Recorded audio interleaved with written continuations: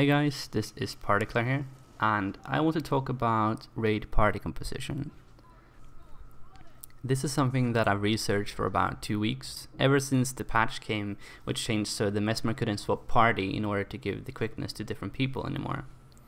But I haven't really felt comfortable with sharing this before I tested my ideas and made sure that they were working. So first off, when we build a party comp, what we're looking for is top DPS, right? So we need to maximize the amount of buffs that we get. That, as well as bringing as many high DPS roles as we can into the party. Buffs to mention are boons such as Might, Fury and Quickness. There's also Vulnerability that will be applied to the enemy. Other buffs can be from the traits such as Empower Allies, Assassin's Presence or Spotter. There's also utility skills such as the Banners and Spirits that will buff your DPS.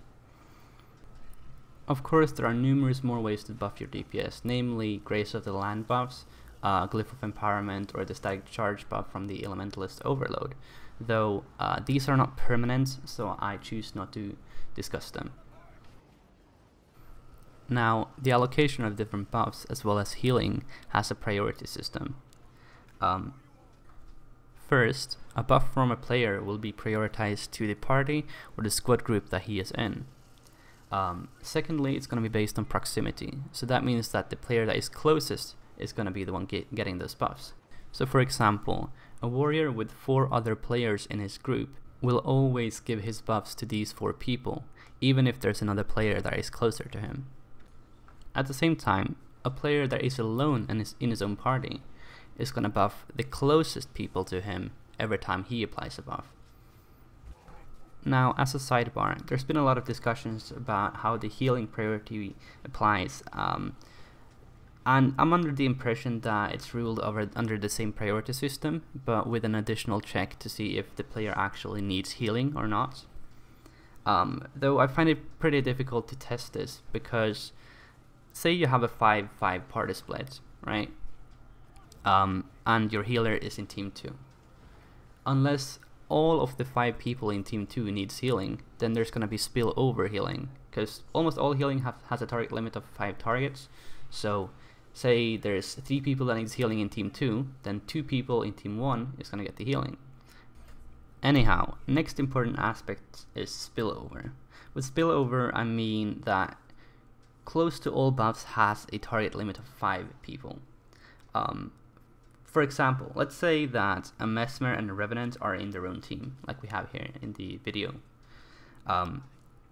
Here, whenever the Revenant applies a buff, then the Mesmer is going to get it, obviously. But there's also going to be 3 more targets that gets it, which is going to be based on proximity. This is what I call spillover. It's the same case with the Mesmer when he uses the Signet of Inspirations. The Revenant is going to take 1, but there's going to be 4 more targets that the quickness gets applied to. Alright, that's the theory behind the party composition I want to talk about. The idea behind this party composition is to have 3 teams, and with a split of 7-2-1. Team 1 consists of 1 Phalanx Warrior, 1 Revenant, and then 5 DPSers. Team 2 will be the Revenant and the Chrono, while Team 3 will be a lone healer, preferably a Druid. If you have a Druid in your party and another healer, I would just chuck in that Druid into the DPS slot in Team 1. So let's start with Team 2. This is here to give quickness to everyone, and it's relying on spillover. The Revenant is there to give the boon duration to the Mesmer, although that is not necessarily required. It's gonna make the quickness, fury and might more reliable, as well as there's a reason we don't want more than 7 people in Team 1. Alright, so Team 1 has 7 people, and they have 1 Phalanx Warrior and 1 Revenant. This is to minimize the amount of buffers while maximizing the amount of people that get these buffs.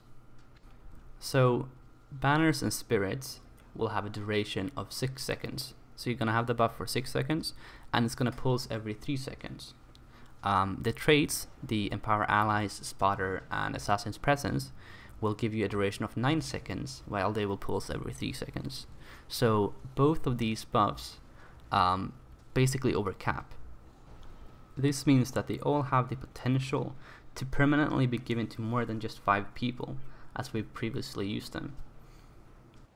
Now, Team 1's buffs will be somewhat based on proximity, and during the fight, all people will move around, either to just proc their seaweed salad, or just because of the dynamic of the fight.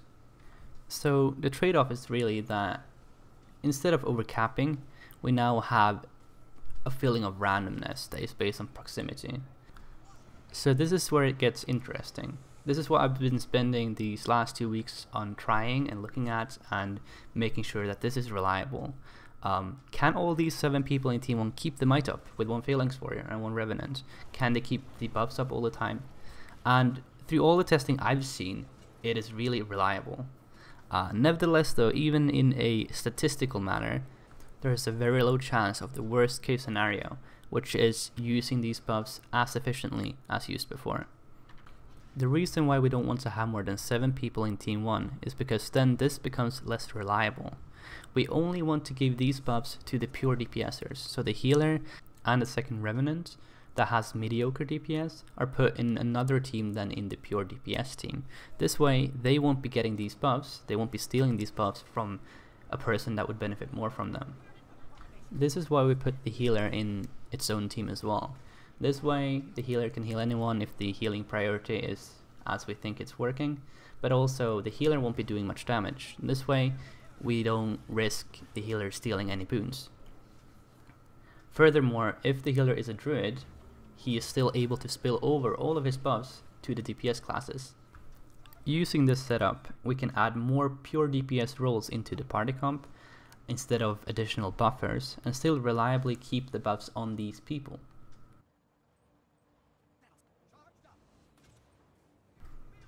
Of course, there's a lot of variations to this.